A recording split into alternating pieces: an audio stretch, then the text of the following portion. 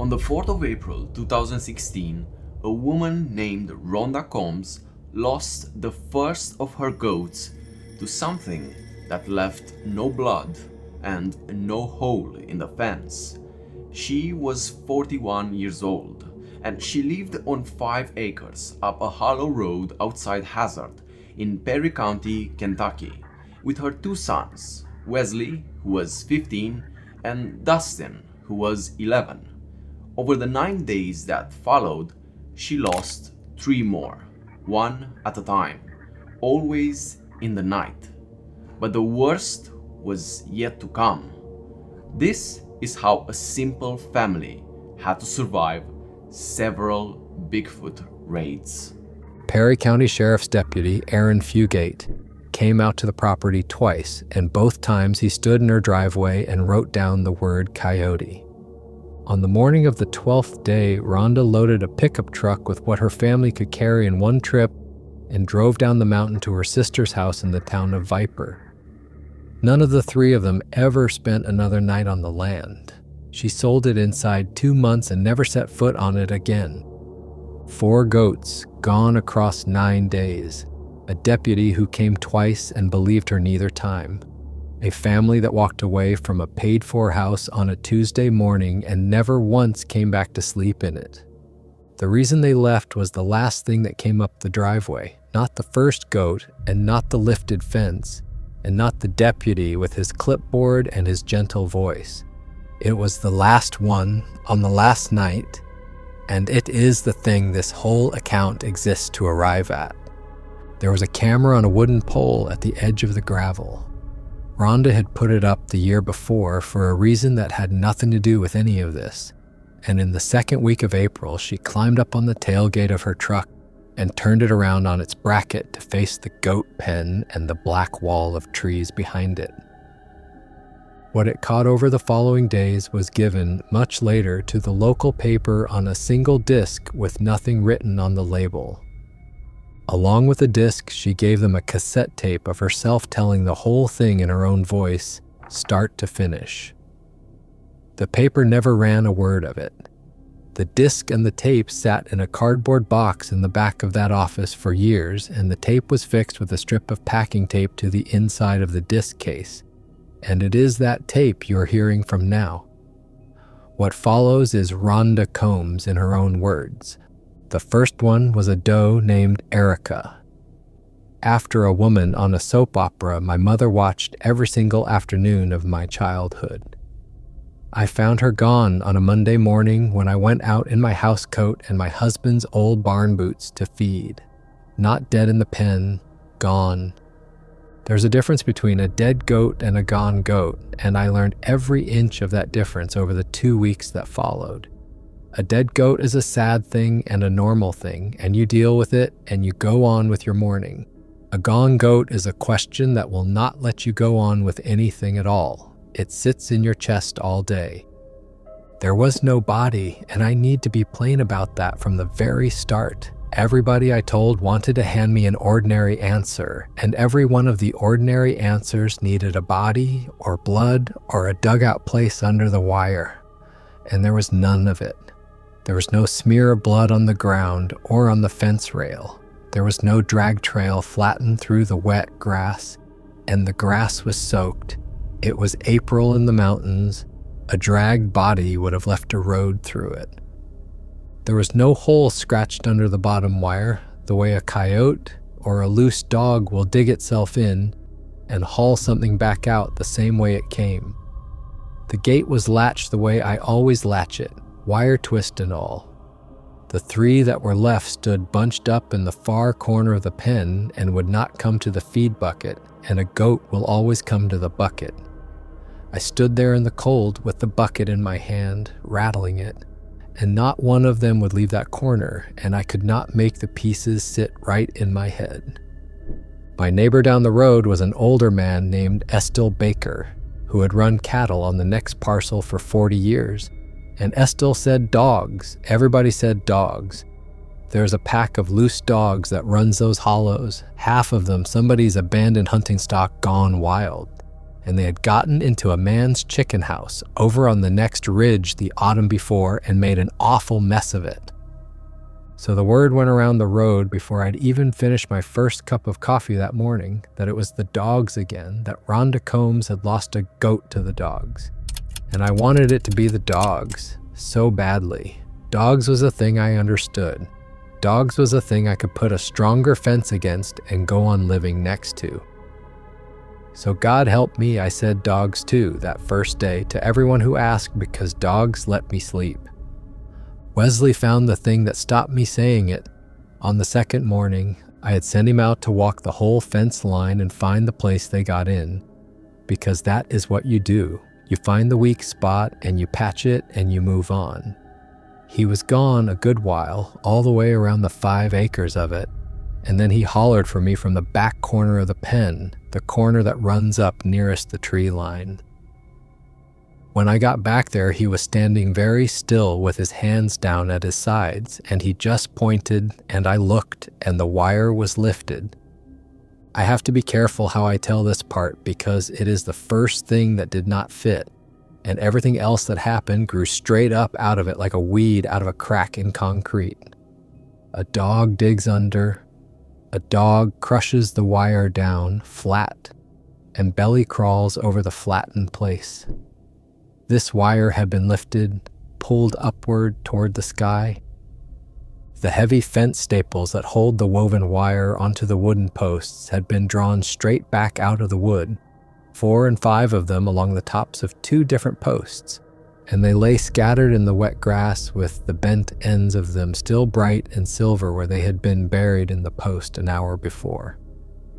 And the whole top panel of the wire bowed outward and upward the way a bedsheet bows up when something stands up underneath it. There was a gap along the top of that fence a body could have stepped through if the body were tall enough to lift its leg that high.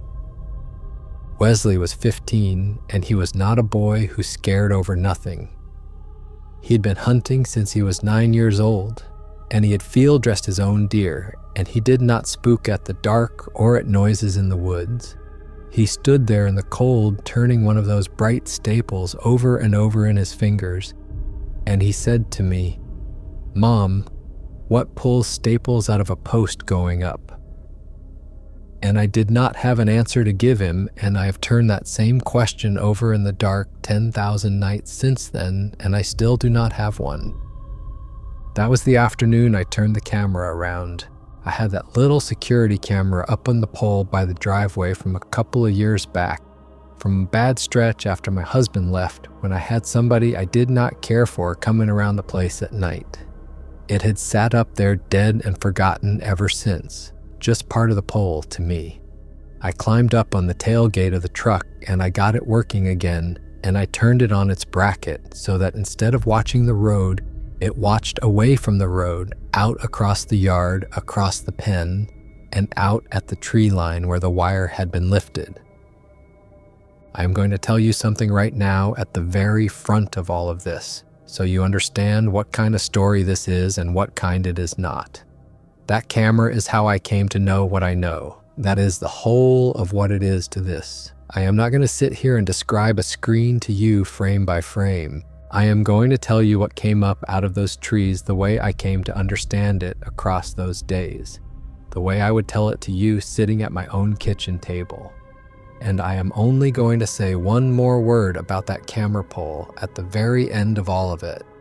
And there is a reason it waits for the end. For 2 days after I turned the camera, there was nothing at all. And I will tell you, those 2 quiet days did more harm to me than any of the loud ones because I let myself believe the whole thing was over. I fixed the fence properly. Wesley and I drove fresh staples deep and ran a strand of hot electric wire along the very top. And I told the boys we had lost the 1 goat to the dogs, and that was the end of it. Dustin fed the 3 that were left through the rail every evening like he always did, torn up light bread out of the bag. We had 2 ordinary suppers at the table, soup, beans, and cornbread one night, and fried potatoes the next. I slept in my own bed both of those nights with the window cracked for the cool air. And then on the Wednesday it came back, and after the Wednesday, it never once stopped again until every goat I owned was gone off that mountain. The first thing was a crossing in the deep middle of the night. Something came across the whole open width of that gravel yard, upright in the space of just a few strides. If that had been the only thing I ever had, one crossing in the dark, I would have talked myself out of it inside a week. I would have told myself it was a man cutting across my land, or a deer risen up briefly on its hind legs at the edge of the light, or nothing at all, my own tired eyes playing in the dark. But it was tall, and it did not move the way a man moves. A man runs low and bent, his arms pumping at his sides, his head down and driving. This came across the yard smooth and upright and high, the whole trunk of it held level, the way you would walk fast across a room you knew well in the dark. It covered that whole open stretch of gravel in a handful of steps, and then the yard was empty and it stayed empty. I sat at my kitchen table in the dark with the light off and the shotgun laid across my knees, and I did not close my eyes again until the bird started. I kept thinking about how many steps it took. It was not many. A man would have needed twice as many to cross that same ground, and it went across in the time it takes to draw a couple of breaths, and that is the detail I could not put down that first night. Not the shape of it, the stride of it. 2 nights after the crossing, I lost Dustin's goat, and losing that particular one is where this stopped being about livestock for me. Dustin was 11, and he had one goat that was his own. A little brown and white wether he had raised on a bottle in a cardboard box behind the wood stove when the mother would not take him. Dustin had named him Buckle on account of a white mark on his side that my boy swore looked like a belt buckle, and I never could see it, but I never told him so. That child would sit out on the porch step every evening of the world and feed buckle-torn bread through the rail and tell that goat every single thing about his day at school, the way a lonely boy will talk to an animal that cannot tell his business to anybody. I went out that morning and the pen held 2, where the night before it had held 3, and Buckle was the one gone. I stood a long time at that fence in the cold before I could make my feet carry me back to the house to tell him. And when I told Dustin, he did not cry. He went quiet. He walked out and sat down on the porch step where he always fed Buckle, and he looked at the empty pen, and he did not say one single word, and he stayed out there in the cold until I made him come in. I will tell you that an 11-year-old boy going silent is a far worse thing to sit and watch than one who screams and cries, because there is no way in to comfort it. It just sits behind his eyes. That same morning, at the back fence post where the wire had been lifted, I found the print. It was pressed down into the soft black ground right up against the base of the post, and it was deep. Deeper than my own foot goes when I step in mud. Deeper than a grown man's foot goes. It was sunk in the way a foot sinks when there is real weight, serious weight, coming straight down on top of it. It was a bare foot. Not a boot tread, not the waffle of a work shoe. A bare foot, with the toes spread wide apart and dug in hard at the front, and the whole print laid out longer and broader than both of my own hands set down flat side by side. I have spent hours since then, whole nights, looking at every hoax and every plaster cast that people put up on the internet, wanting so badly to match mine to one of them so I could call the whole thing a trick and be free of it. I never have been able to, because the thing about a hoax print is that it sits up on top of the ground, pressed in shallow by a man of ordinary weight stamping down on a carved wooden foot. This one had sunk. Whatever set that foot down weighed what a horse weighs, and it had set it down bare in my goat pen in the night. I laid my husband's old skinning knife down in the grass beside it so that later I could not talk myself into it, having been smaller than it was. Beside that print, the knife looked like a matchstick somebody had dropped. I did not sleep in my bedroom that night. I dragged quilts and a pillow out to the front room, and I slept in the recliner with the shotgun leaned against the kitchen counter in reach of my hand. The curtains pulled tight against the glass, and the yard light burning all night long. I lay there and listened to my own house tick and settle, and I jumped at every sound of it. The next night it came up close to the house, close enough that I got a piece of it. I'm going to tell you exactly the piece I got and not one bit more, because the people I have never been able to believe are the ones who tell you they saw the whole of it plain as day standing full in the moonlight. I did not see the whole of it. I got a piece of it, a shoulder and one long arm, and part of the side of a face up close against the back of the house. Close enough and for long enough that afterward I could not make myself say the word bear ever again, because a bear does not have what I saw. The face on it was flat and it was wide, and it was turned the wrong way for an animal, far too near to one of ours. There was a heavy shelf of bone standing straight out over the eyes, a real ridge of it, and under that a broad flat nose and no muzzle at all. None of that push forward that every animal's face has. No snout on it anywhere. The skin of the face, where the hair thinned out along the cheek, was a weathered gray-brown, like the skin on the neck of a man who has worked outdoors in the sun his whole life. And the long hair down the shoulder, and the arm went from a dark, rusty brown up near the top down into something close to black lower down.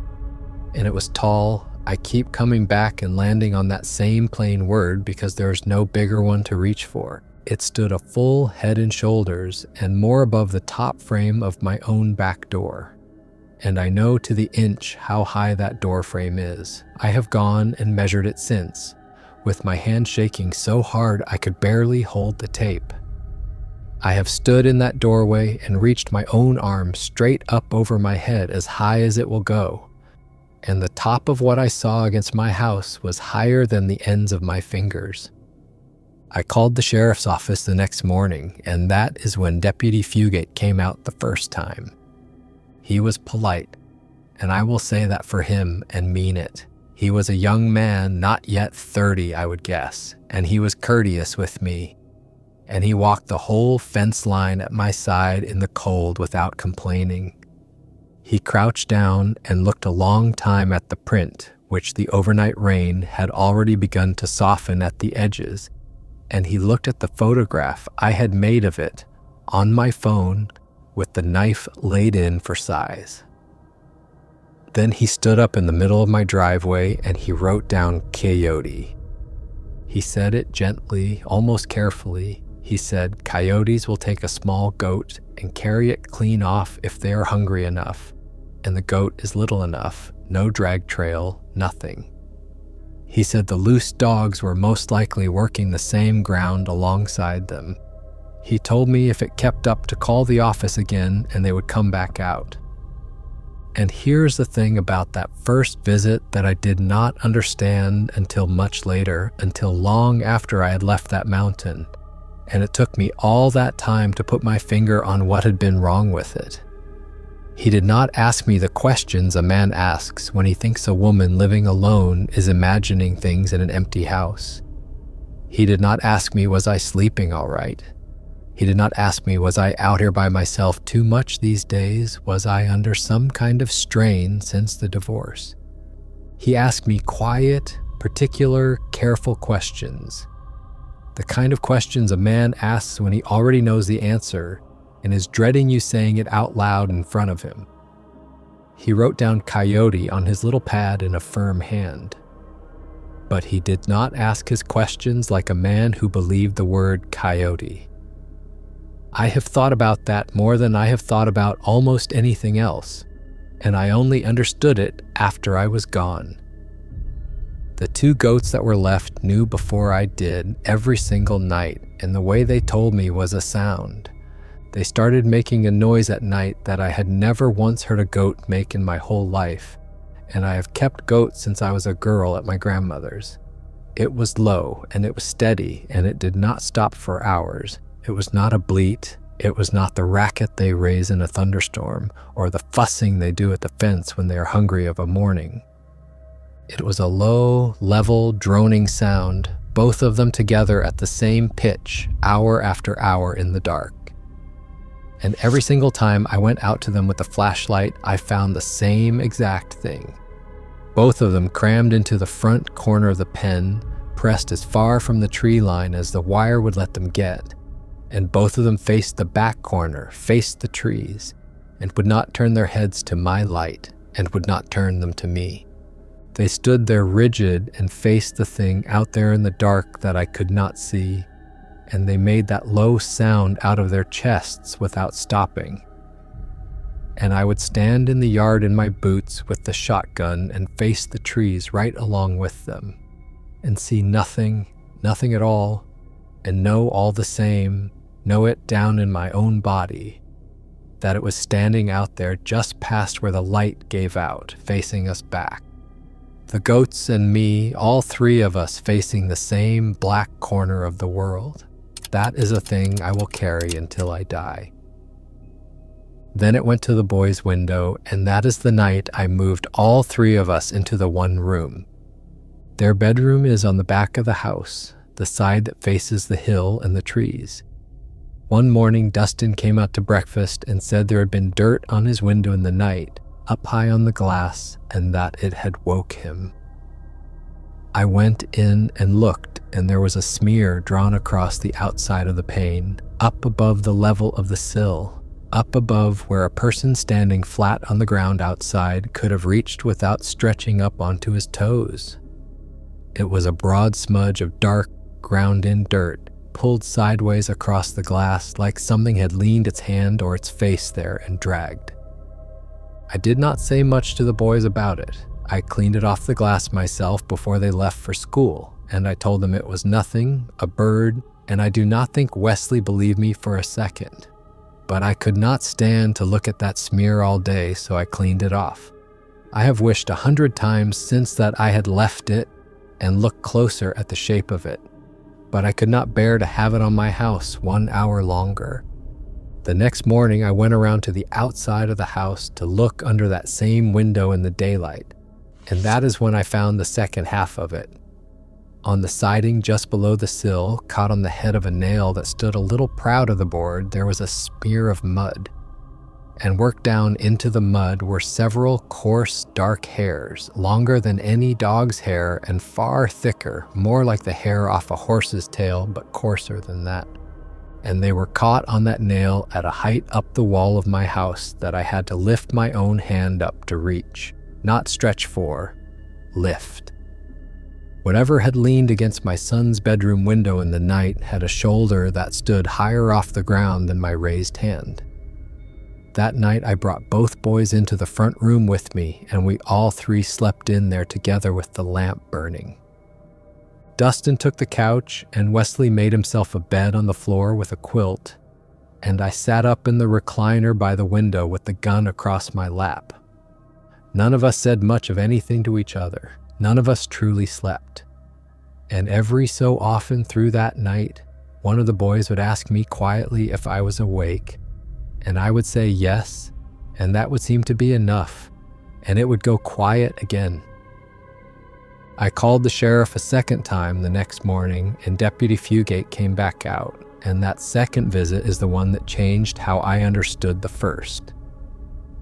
I had the hairs this time in a sandwich bag, and I had the smear on the window in a picture, and I had the pen full of goats that would not stop facing the trees. I met him in the driveway, and I put it all in his hands before he was hardly out of the truck, because I wanted him to see that I was not a woman making things up out of loneliness. I was a woman with a bag of evidence.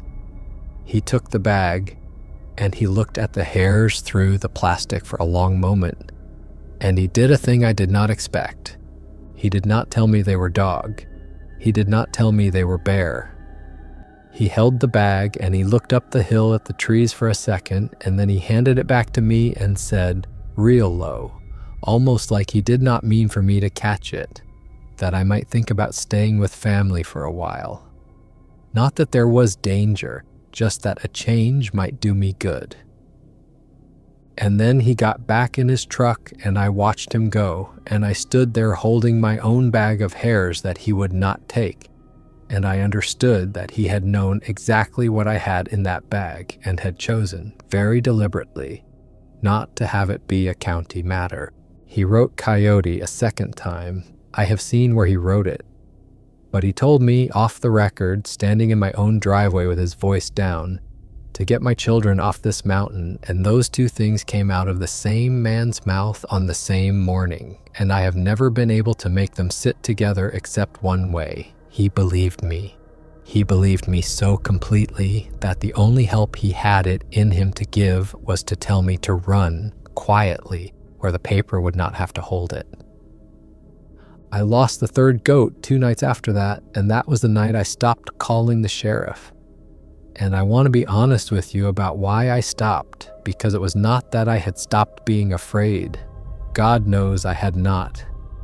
It was that I understood by then, all the way down, that no report and no deputy and no case number was ever going to make this thing stop coming. And I understood that every single time I picked up that telephone, I was making myself into one more line in a county file with the word coyote typed at the top of it. I did not want to be a woman in a file that the men down at the courthouse passed around and shook their heads over. I would rather have faced it alone in the dark than be that woman on paper. So instead of calling that third night, I did a thing myself. When it started getting dark, I backed the truck up into the middle of the yard so that the headlights pointed straight across at the pen and the fence and the near edge of the trees. I got up in the cab and I locked both the doors, and I shut the engine off and left just the headlights burning on the battery, and I sat in there the whole night through with the shotgun across my lap. I watched that tree line, and in my heart I dared it to come.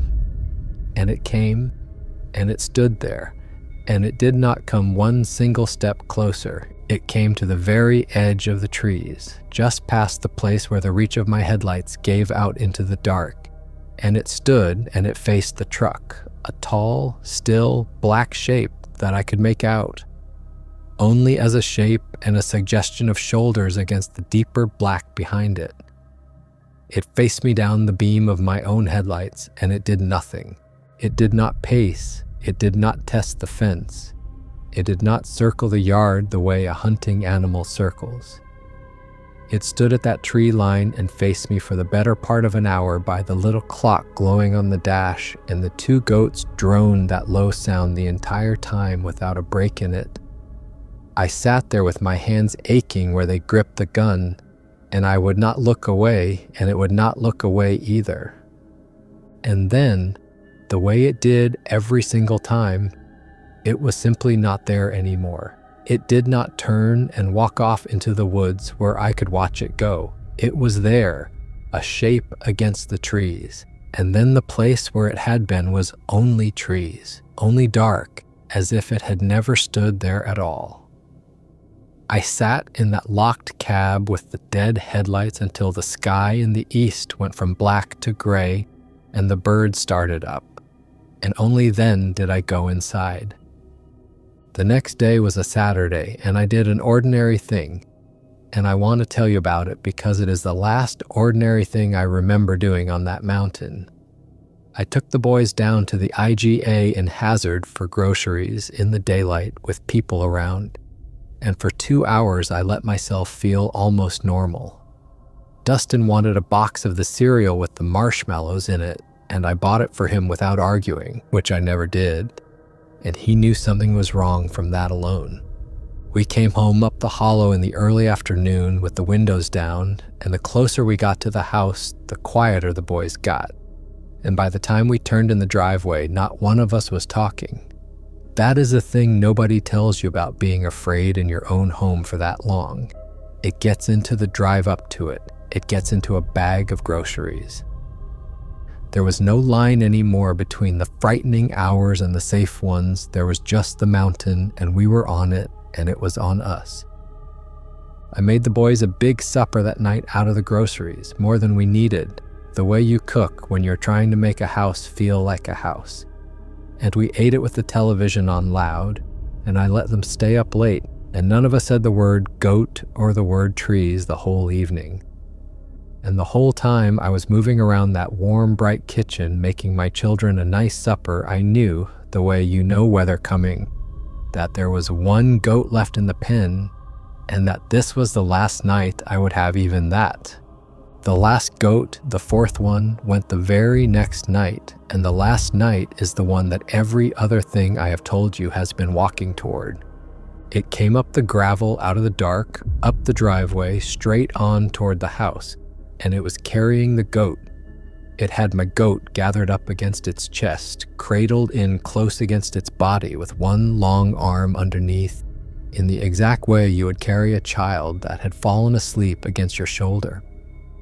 The head of the goat and its legs hung down loose and swaying, and it was not fighting, and I have chosen to believe it was already gone and past its fear.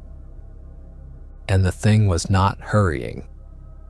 That is the part I have never once been able to get past, and it is the part I have never told to a living soul the way I'm telling it to you now. It was not fleeing with a kill thrown over its back. It was not dragging its supper off in a rush before something bigger took it away. It was walking, at a walk, an unhurried, steady, easy walk straight up the middle of my own driveway with my goat held gently against its body like something it meant to keep. It walked past the corner of the house. It walked past the window where I was standing in the dark with both my hands pressed hard over my own mouth to keep any sound in. And as it drew, even with that window, in no hurry at all, it turned its head, and it looked at me, not past me, not at the house, not at the light, not at the yard, at me, at the window, at the woman standing behind the glass in the dark with her hands clamped over her mouth. Its eyes came around and caught what little light there was in the yard and threw it back at me flat and pale, two dull coins in that flat, wide face. And up this close I saw the heavy brow over them, and I saw that there was a piece torn clean out of the top of the ear on the side toward me, a notch, an old healed tear in the ear, the kind of mark a farmer would use to know one animal from another in a herd. And it held my eyes, walking the whole time, for the entire length of time it took to cross in front of that window. Unhurried, deliberate. It let me see it seeing me, and it made sure I knew that it saw me. And then it faced front again, easy as anything, and it walked on across the yard and up toward the trees with my goat in its arms, and it was gone into the dark, and the yard was empty. And in the pen behind it, the two goats that were left had gone completely, utterly silent. We were packed by 6 that same morning. There was no deciding in it. There was no sitting down at the table and weighing the thing out sensibly, the money against the fear. When there was just enough gray light in the sky to drive a mountain road by, I put both of my boys and whatever would fit into the bed of that truck, and I drove down the hollow to my sister Loretta's house in Viper. I have not spent one single night on that land since that morning, and as long as there is breath in me, I never will again. The report Deputy Fugit filed is a real document, and it exists, and I have held a copy of it in my own 2 hands. It gives coyote predation as the cause of loss. It records the death of 2 goats because I only ever made the 2 telephone calls before I quit calling. So the county's paper says 2, and the truth of the ground is 4, and there is no way now, all these years down the road, to make the writing and the ground agree. The disc is not in that file. It is not so much as mentioned anywhere in that file. As far as the Perry County Sheriff's Office is officially and forever concerned, a woman named Rhonda Combs lost 2 goats to coyotes in the spring of 2016, and then sold up and moved off the mountain, and that is the beginning and the middle and the end of it. Everything I have just told you is written down nowhere, in no record that the county keeps, in no drawer in that courthouse. It lives only on a disc in a box and on a tape stuck to the inside of its case. The editor of the paper who took the disc and the tape out of Rhonda's hands was a man who had run that little weekly for the better part of 30 years. He retired a couple of years after all this, and when they cleared out the newspaper office, the old back files and the odd things that had collected in the morgue over the decades all got boxed up and handed off to the County Historical Society. The disc went into one of those boxes. It was written into the Society's catalog, I have been told, as unlabeled media, contents unknown. That is all it is to anyone who has not heard this tape. A line in a catalog, unlabeled media, contents unknown, in a box in a back room with the flood insurance papers and the old church supper photographs. Rhonda was asked one time a few years on, by somebody who had caught the edge of a rumor that there was a story out this road, whether she cared to say anything at all on the record. She said one word. She said no. And that was the whole of what she said, and the person went away and the box stayed shut. The house sat empty on the market for a stretch of weeks, and then it sold. And I am going to tell you exactly who it sold to, and precisely what happened to them. Because the selling of that house is not where this ends. It is not the end of the story at all. It is the hinge in the middle of it. And everything past this point is the reason I ever heard the tape in the first place. But first, this, because I told you at the start that I would come back to the camera pole one time. And this is the time. On that last night, the night it walked up the drive with the goat cradled in its arms, that was hours before dawn, and the truck was loaded and rolling down the hollow by 7 that same morning. And in all of that scramble to get her 2 boys off that mountain and gone, Rhonda left exactly one thing behind her on the property. She never took the camera down off the pole. She left it up there on its bracket, powered on, running, facing an empty pen and an empty yard and the black wall of the trees. And it stayed up there, and it kept its watch on that driveway for a long, long time after there was anyone left in the house to look at what it saw. Real or fake, you decide.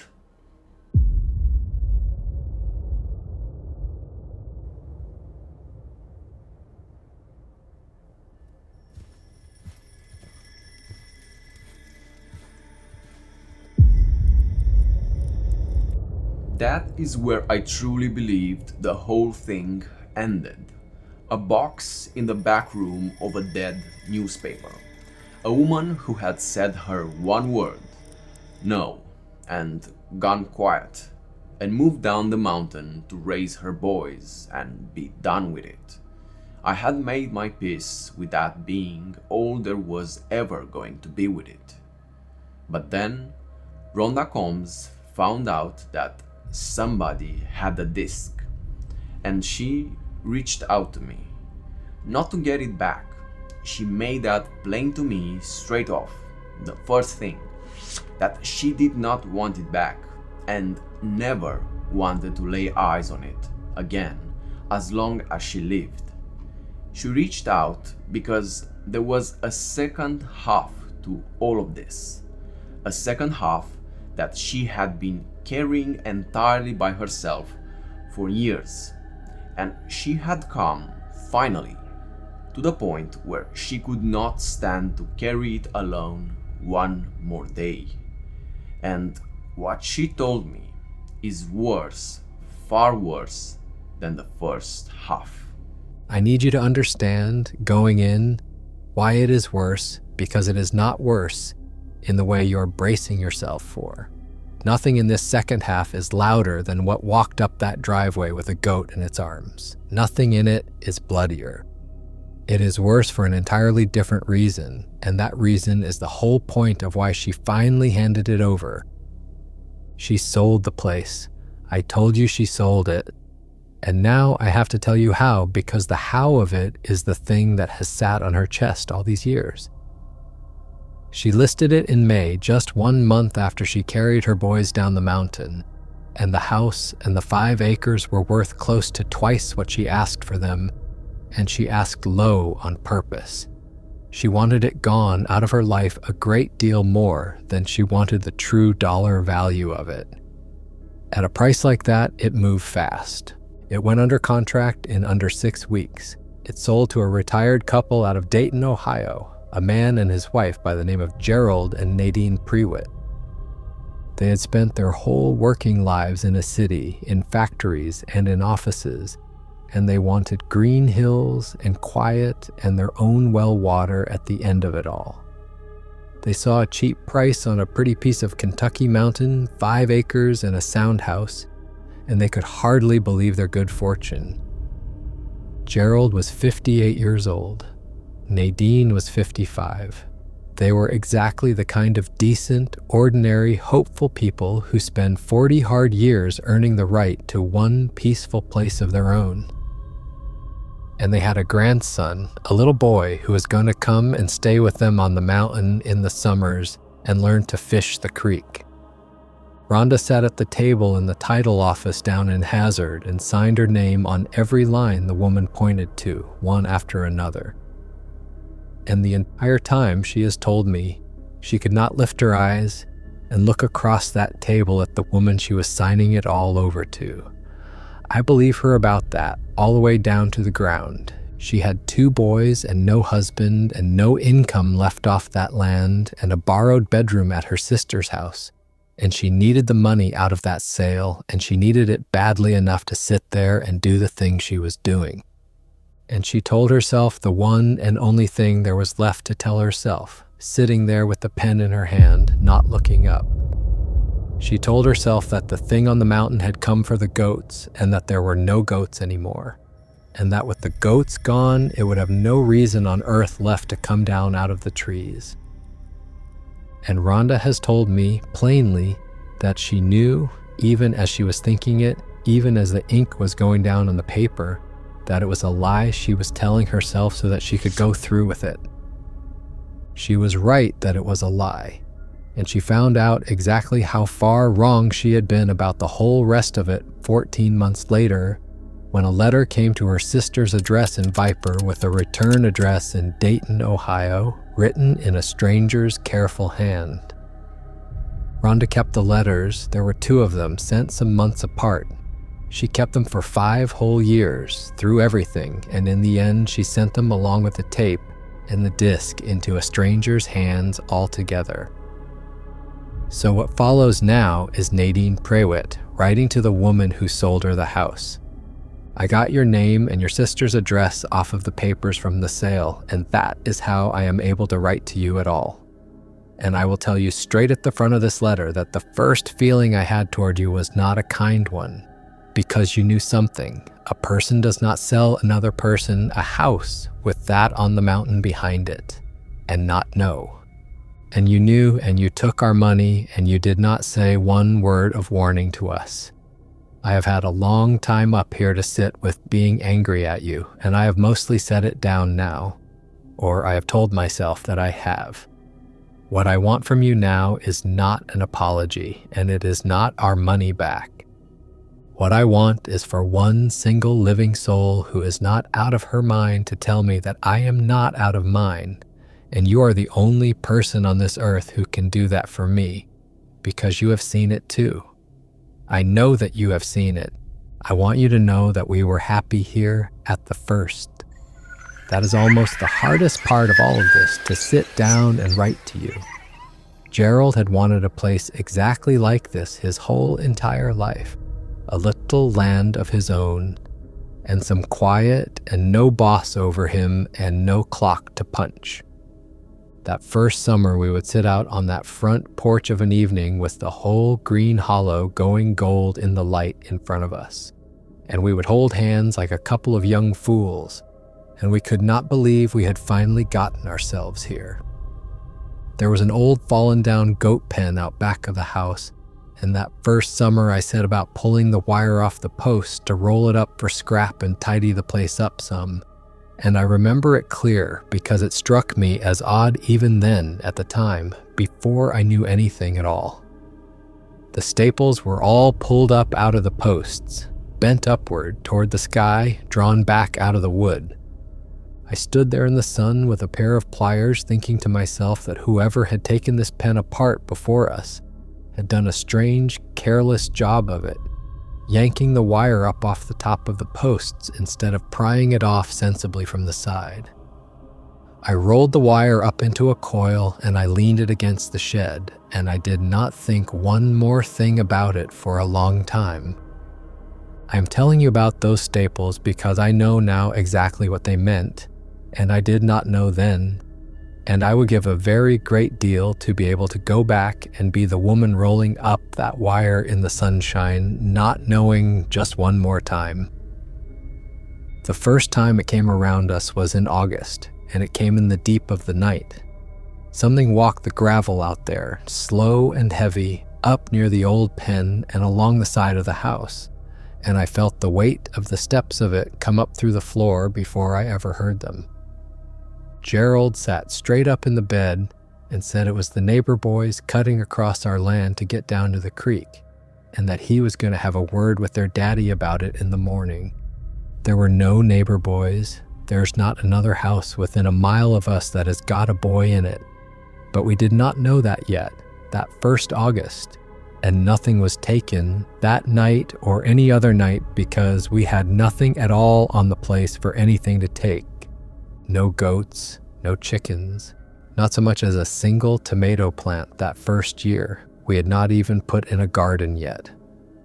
There was not one thing on those 5 acres that any hungry animal would cross an open yard in the dark to come and get. And I need you to sit with that, the way that I have had to sit with it every night since, because it is the whole of what I'm writing this letter to ask you. It took your animals. We had no animals.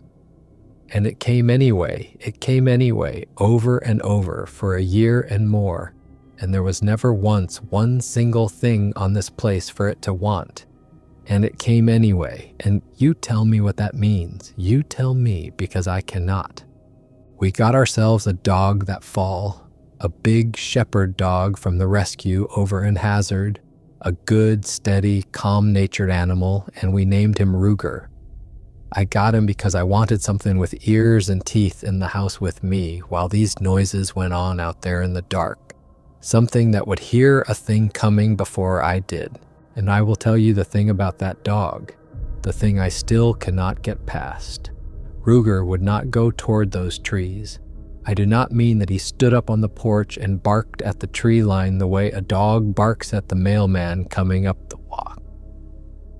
I mean that from the very first day we ever brought him home, that dog would not set one single paw off of the porch in the direction of the hill behind the house. He would run and play anywhere else on that whole property, glad as you please, chase a ball all the way down the driveway and back, roll on his back in the front yard in the sun. But turn toward that hill, toward those trees, he would get to the top edge of the porch steps and stop dead in his tracks. He would brace his legs and drop his head down low and simply refuse, and no amount of calling him or coaxing him or holding out a piece of meat would move that dog 1 inch down those steps. It never did, not one time in a whole year. And I came over that year to understand a hard thing. A dog will tell you a true thing that a grown, sensible person is far too proud and too frightened to let herself hear. Ruger knew from the first day what was up that hill. He knew it before I would let myself know it. I have thought since that I should have packed us up and gone the very week we got him, just on the word of that dog, and I did not, and I have to live with that part too. A deputy came out that winter when I finally broke down and called the county about the noises, a young man named Fugate. And I want to tell you the one thing about that visit that has never once left me since, that I turn over and over in my mind up here at night. I got him on the telephone and I started to give him our address, and he knew it before I had even finished saying it out loud. He knew our address. He said the road name back to me before I ever got to it. And when he drove out here, he did not ask me a single one of the questions a man asks when he has already decided that a lonely older woman way up a hollow is just hearing things in an empty house. He did not ask me, was I sleeping all right up here? He did not ask me, was I out here by myself too much these days since we moved? He was gentle with me in a very particular way, and I know that way now. It is the way you are gentle with a person you can plainly see is about to walk straight into something bad, and there is nothing left that you are allowed to do to stop them. He told me it was most likely coyotes. He wrote that word down on his little pad. He tipped his hat to me and he got back in his truck and he left. And I stood there in my own driveway watching his taillights go on back down the hollow, and I understood all at once and with my whole body at the same time that this young man had stood in this exact driveway before, that he had written that exact same word on his pad before, that I was not the first person in this house to make that telephone call. You could have told me that. You, of all people, knew that, and you could have told me, and you did not. There was a night that spring before Bryce came that I have not told anybody, and I am going to tell you because you will understand it and nobody else would. Gerald was away overnight, gone to Lexington to see about a part for the truck, and it was the first night I had spent alone in that house since the noises started. I did all the things a woman does to make herself feel safe. I locked every door and I checked them twice. And I put a kitchen chair up under the knob of the back door the way my mother used to. And I brought Ruger's bed inside even though he would not lie in it. And I left every light in the house burning. And I lay in the bed in the front of the house and I listened. It came up onto the porch. I want you to understand what I am telling you. For a year, it had walked the gravel and stood at the tree line and leaned on the children's window, on your children's window, and it had never once come up onto the porch. That night, with Gerald gone, it came up the steps, and I heard every single board of that porch take its weight, one board at a time, slow, all the way across to the front door. And then it stopped, right on the other side of the door from where I lay, close enough that 1.5 inches of wood was the whole of what was between us, and it stood there.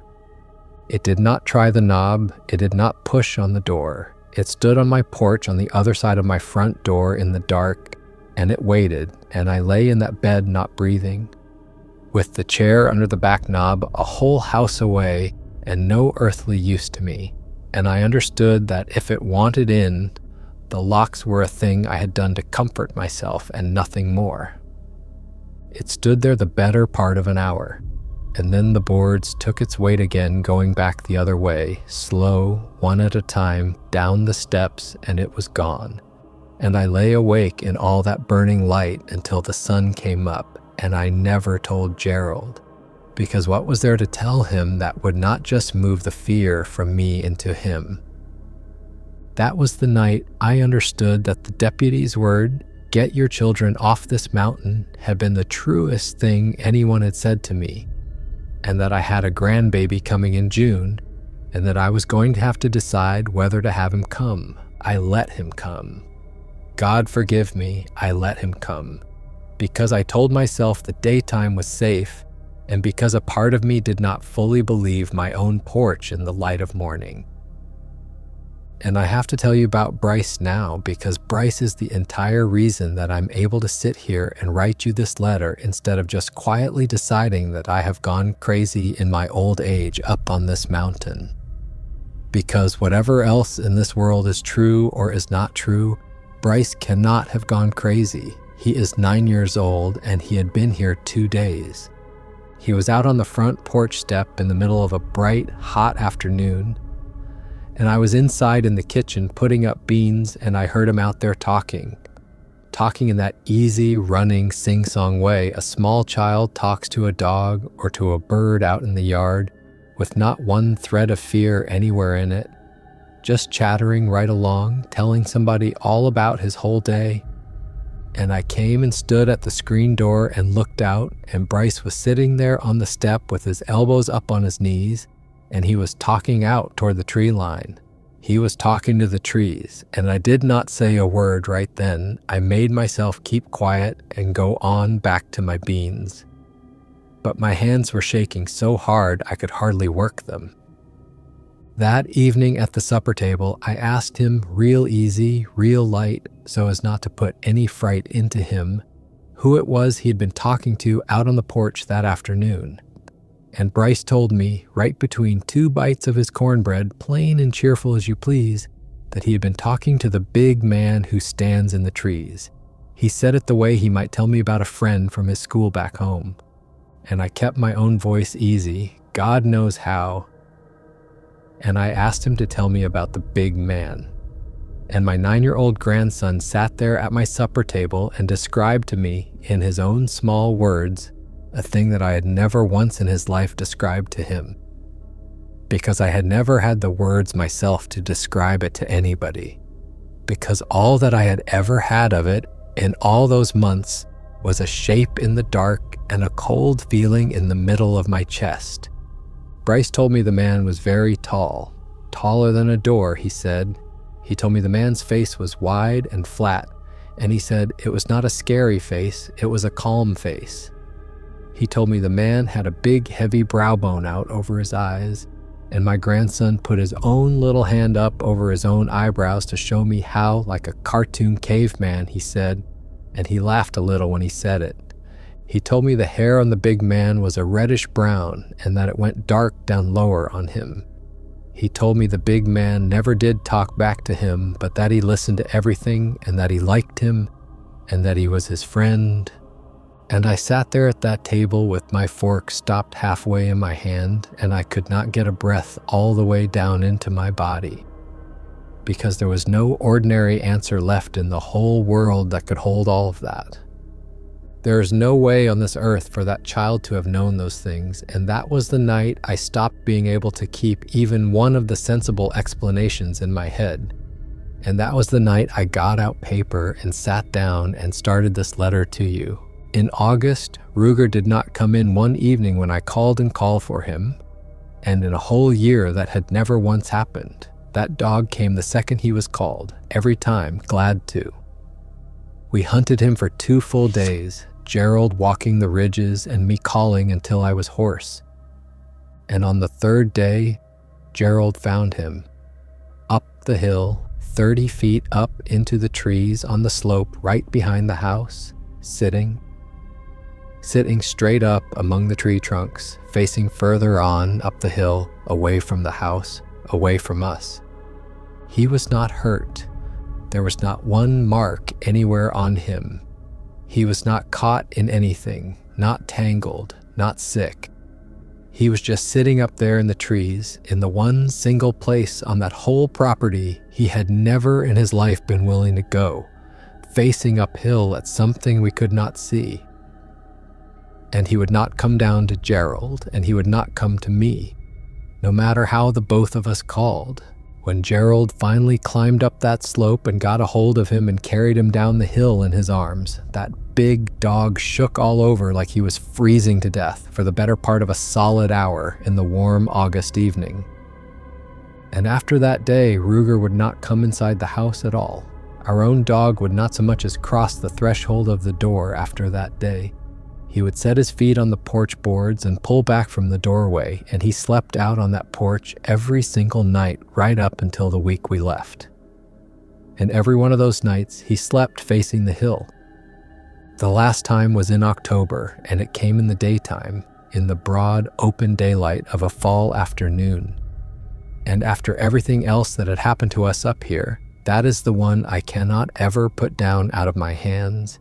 It came up the gravel driveway in the full light of the day, walking, unhurried, coming up the drive the very way I have imagined 1,000 times that you must have seen it walk. And it came all the way up to the place in the driveway where I suppose your truck used to sit, right out in the open in front of the house. And it stopped there. And it stood, and it did nothing at all. It faced the house. It faced the kitchen window, where I was standing at the sink with a wet dish towel held in my 2 hands. And it was every bit of the 7 feet tall that you know it is, standing right out there in my driveway in the plain daylight, and it did not raise an arm, and it did not make a sound, and it did not come one single step closer to me. It only stood there and faced my window and let me look at it. And I saw the whole of it then, all of it, in the daylight for the first and the only time. I saw the heavy brow and the wide, flat, wrong face that is far too much like one of ours, and the reddish hair gone dark down at the shoulders and the piece torn clean out of the top of the one ear. And I saw, standing there at my sink with that dish towel gone still in my hands, that it was not going to hurt me, that it had never once in all that year been going to hurt me. And somehow that was the very worst of all of it. That was worse than any of the rest, because a thing that means to do you harm, you can understand a thing like that. You can be afraid of it in a plain way and hate it in a plain way. But I stood there at that window and I was afraid, and then, while I looked at it and it looked back at me, the fear drained straight out of me. And what came up in me, in the place where the fear had been, I do not have any word for to this day, and I have looked for one for years. It stood out there long enough for the fear to drain all the way out of me and leave that other thing behind in its place, whatever that other thing was. And then it turned, easy, unhurried, and it walked back across the yard and up the hill, and it was gone into the trees. And I stood at my sink and I did not move for a long, long time. We were gone off that mountain inside of a week. Gerald did not argue with me about the leaving, not for one single minute, and I will tell you that Gerald had argued with me about every last decision the two of us ever made together for 35 years of marriage. I have come to believe in the time since that he had seen it himself before that October day, and more than the once, and that he had never told me a single word about it, out of some idea in his head that he was protecting me from the knowing of it, which is the very same idea I have come to think that must have been in your own head that day when you sat at the title table and could not lift your eyes up to look at me, that you had already suffered enough of it for the both of us, that there was no good use in handing your suffering across a table to a stranger who was so happy. I have decided that I am going to forgive you for it. I do not honestly know yet if I am able to all the way, but I have decided that I am going to.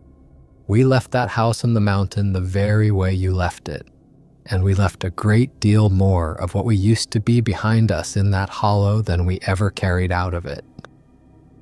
There were 6 telephone calls made to the Perry County Sheriff's Office from that address across the 16 months that the Prewitts lived on that mountain. I have seen the call log for it myself. The listed dispositions run straight down the page in one of 2 words the whole way, either animal complaint or unfounded, over and over and over.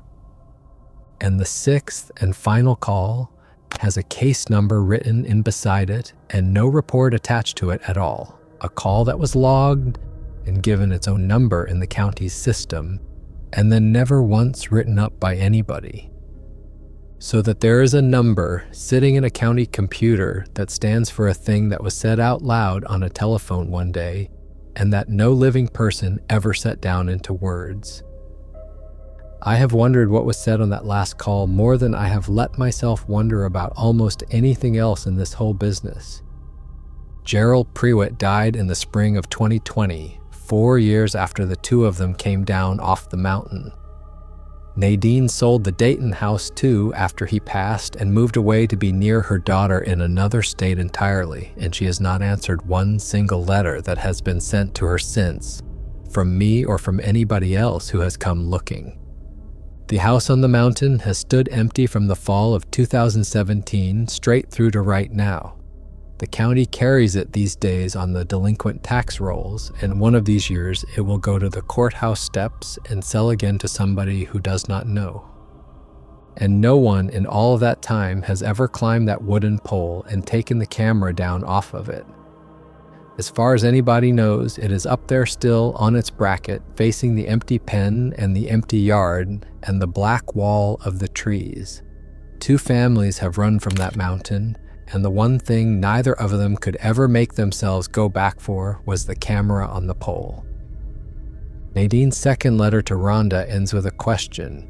I have that letter, and I have read the question at the end of it, and I'm not going to tell it to you, because it is Nadine's question, and it is not mine to hand around to strangers, and because the answer to it is not in one single thing that Rhonda Combs put into my hands, and I do not know to this very day whether she ever wrote one back across all those years of quiet. But here's what I do know, and it is the thing I'm going to leave you with. Rhonda kept both of those letters for 5 years. She carried them through the sale and through the leaving, and through every hard year that came after. This woman who did the thing she did because she had 2 boys to raise and needed the money and could not lift her eyes at the closing table. She kept a stranger's letters and a stranger's terrible question tucked away somewhere in her house for 5 years. And when she finally could not carry it one more single day by herself, she did not throw it all in the wood stove and be free of it, which is what I would have bet good money she would do in the end. She put everything into the hands of a stranger to be told out loud, and on the outside of the envelope in her own hand, she wrote down one single line, and it is the same line that I am going to leave you with right now. She said, "Our world is far stranger than we ever imagined." Real or fake, you decide. I was Alex, thank you for watching, and I will see you in the next one.